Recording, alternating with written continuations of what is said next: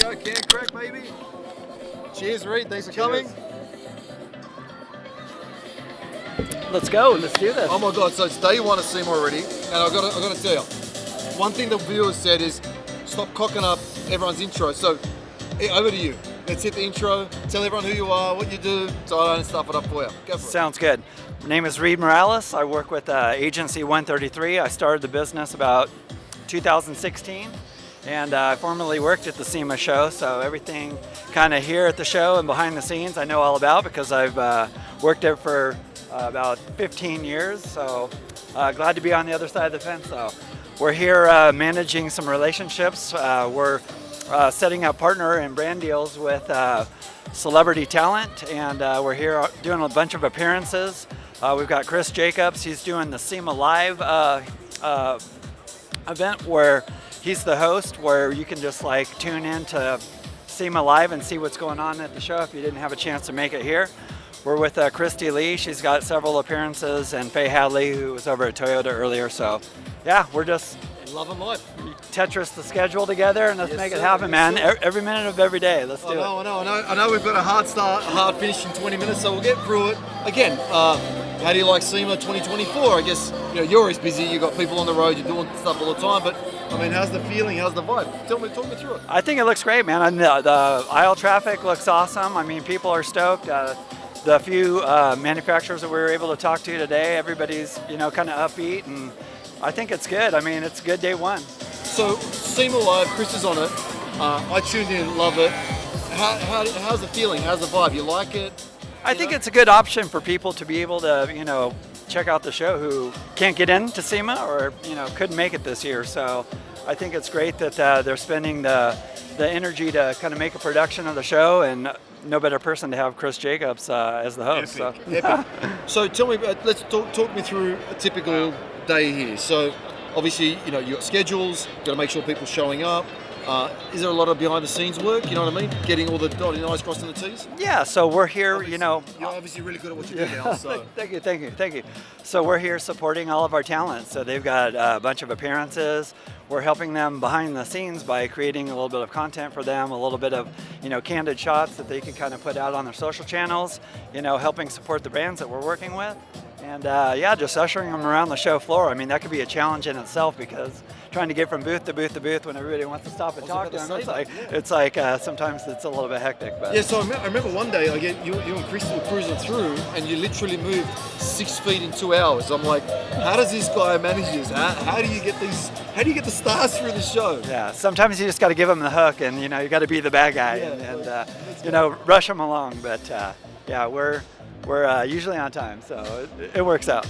So you're at the Peterson just recently, right? How was that? Tell me through that. It looked like an epic event. Yeah, so it was my first time going to the Peterson Gala, and they were honoring Bruce Meyer, who's a total legend in the automotive, collector car space and just like the hobby itself. And so they were honoring him that night, and it was really a great event to be at. I mean, it was kind of a who's who. I mean, people from SEMA were there, people from the racing were there. Chip Ganassi was there for God's sake. So it was great. Everybody gets dressed up, and Jay Leno did a bit up on the stage, and you have Billy Gibbons, doing some licks on the guitar, and it's all good. Yeah, it was a fun event. So it's crazy because you talk about all these celebrities, you talk about everybody else, right? Let's go back one step. You come from a bloodline of legends too, right? This is the awkward part, is talking about me. I'm not used to it. That's like weird. So maybe I should hire Agency 134 to talk about 133. Yeah, maybe. So I kind of was like genetically engineered to work in this industry. My family owned race cars. We raced, non-wing sprint cars on the West Coast.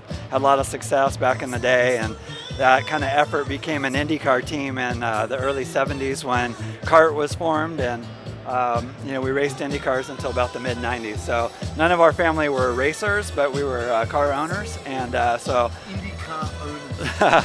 So I was able to be around. Sorry. I was able to be around that from a young age, so it's I've kind of always had it in my blood. And rather than getting the opportunity to drive the race car, I'm in the business of racing and automotive, so It's crazy. it's the next best thing. It's crazy because every time I talk to someone, it's literally in the bloodline. Everyone's loving it. It's something happened with their plants at the seed early on, and it's like, yeah, it makes total sense. Yeah.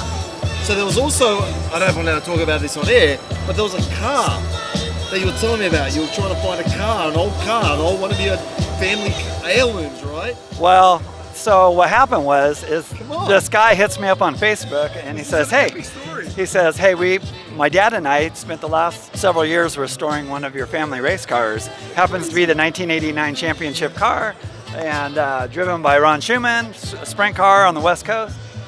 And he's like, I'd like to give your family a chance to have it back, you know? And I need a sprint car like a hole in the head.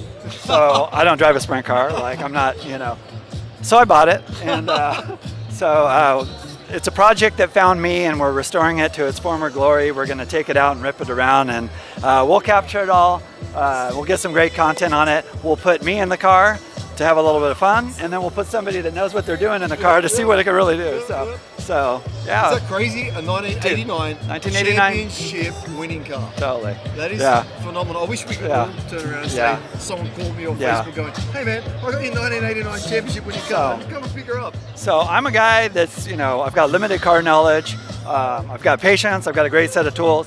But I enlisted my former family's crew chief of the IndyCar to help me with this project. That is epic. So we've got the car at his shop right now, and he's going to help me get the thing going back together and get it going. So are you going to document this? What's going to happen? We're going to document it a little bit, and it'll be fun. Like, it's a highly recognizable car, especially if you're from the West Coast.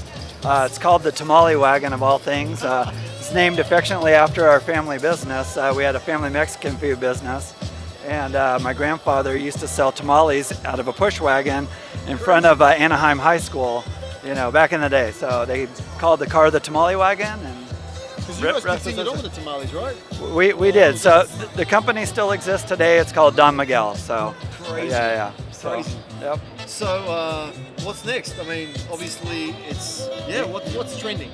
Well, you know what? We're happy to be at SEMA, and then we turn our focus to the PRI show. You know, it's like we come here to SEMA, we plant a lot of seeds, we get to the PRI show and we knock it down. You know, and kind of, you know, it's a great time to do business and the off season of, you know, racing, and you know, you can see a lot of people here and be real efficient, and we'll turn our efforts towards PRI after this. So I mean, say for example, because you're delivering all the industry cool people for first time as a SEMA. I've got friends who are coming from Australia, from Europe for SEMA first time, and thanks to you, they may meet Christy Lee, you know what I'm saying? So what would you say to people who only watch SEMA on SEMA Live, and you're like, hey, you know, sometimes watching it on live is better than being here. I definitely don't think that's the case. What's your take, and what would you say to people who are listening to this for the first, who haven't come here for the first time? What would you be advised? I mean, I think this place is overwhelming. Period. If you don't have a plan when you come here, you're just gonna, like, your head could literally pop off. So, you know, if you came to SEMA for the first time, I'd highly recommend having a plan.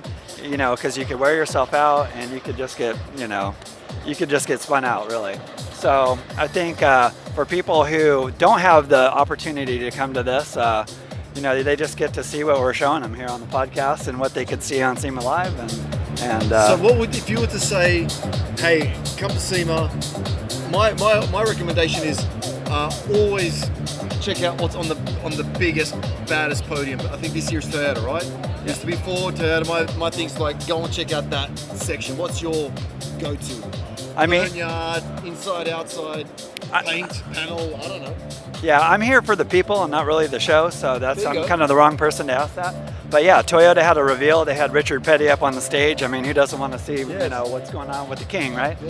So yeah, there's a lot of reveals here, especially happening on day one, and you know, those are exciting to see firsthand. The crowd's insane. Everybody's got their phone out. They got their camera out. Like, energy's high. Like, you know, people aren't like worn out from, you know, a long SEMA show walking around. I mean, there's over 2 million square feet here at the show, so it's a lot.